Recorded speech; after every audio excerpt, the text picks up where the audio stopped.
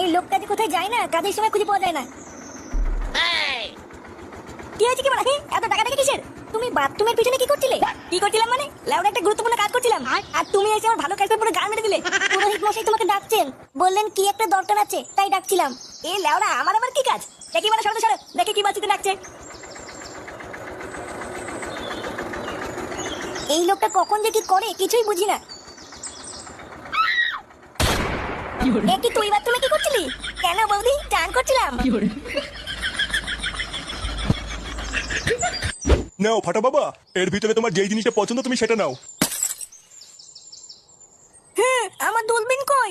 দূরবীন? সেটা আবার কি? হ্যাঁ, আমি জানি না। আমার দূরবীন এনে দাও, নাহলে কিন্তু ধপ গুদ মেরে দেবো, এই বলে দিলাম।